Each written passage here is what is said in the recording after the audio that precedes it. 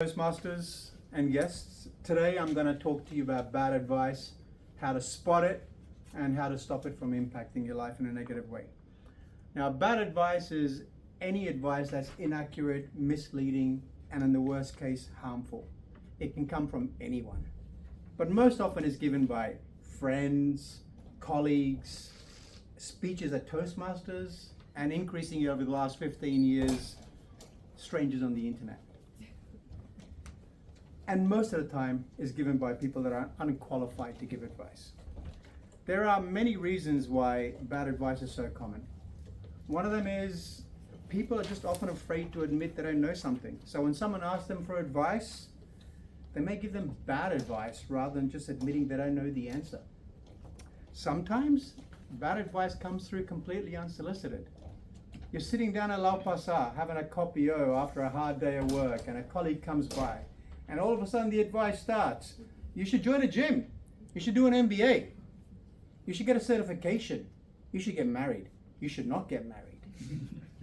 This is all while you're just trying to enjoy your coffee. Second, people often give advice based on their own personal circumstances and experiences.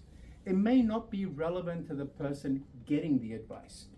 For example, a friend who is successful in business or promoted may give you advice on how to start your own business, even if they don't know anything about your industry or your target market. Third, people are inherently biased. This means they may give advice based on their own personal interests.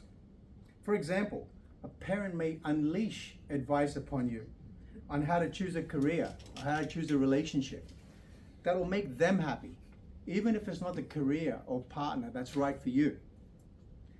I'm going to give you some examples of bad advice. Some of these are so bad, they're cliches. If you want to be successful, just follow your dreams. This is terrible advice. Most people's dreams are unrealistic and unattainable. If you want to be successful, you need to set realistic goals, map a plan on how to achieve them, and go about doing it. Another one, never give up on your dreams. This is, again, terrible. Sometimes it's a very good idea to give up on your dreams and really pursue something more realistic. For example, if your dream is to become a professional basketball player and you stop growing at 5'3", really good advice to stop. Money can't buy happiness. This is a lie.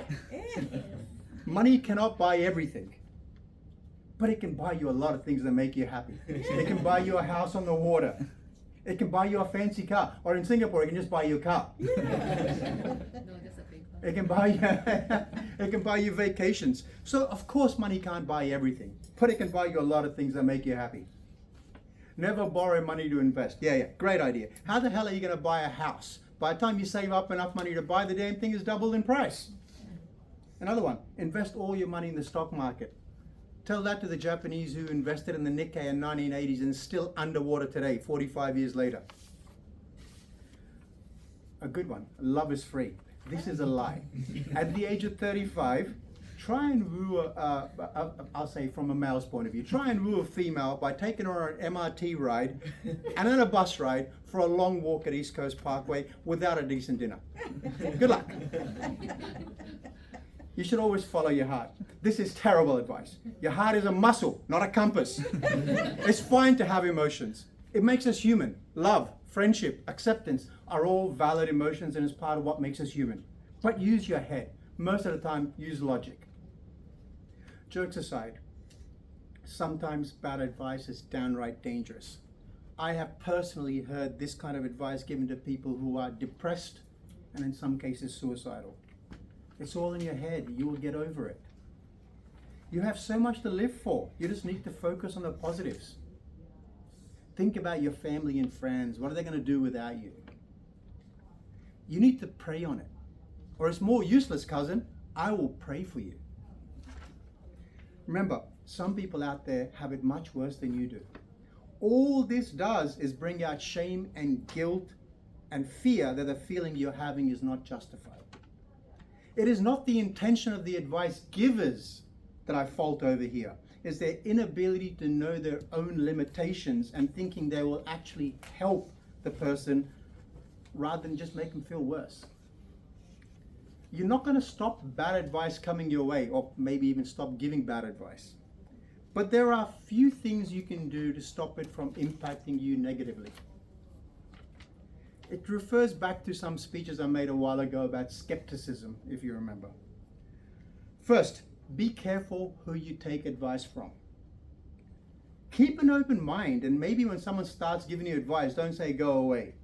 But be skeptical and ask, is this person qualified to give me this piece of advice? Are they an expert in the field they are giving me advice about?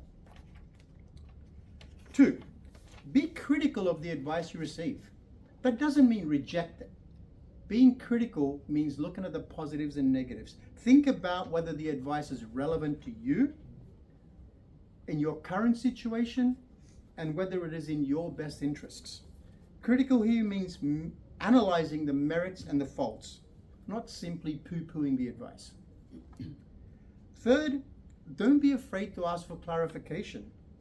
If you don't understand a piece of advice, ask the person giving it to you to explain it further. It may clear things up. It may help you criticize it further and reject it if you so choose. So now, fellow Toastmasters, with this knowledge, listen freely to your parents, to your colleagues, read freely the YouTube comments, and be confident in your ability to filter out bad advice. Thank you.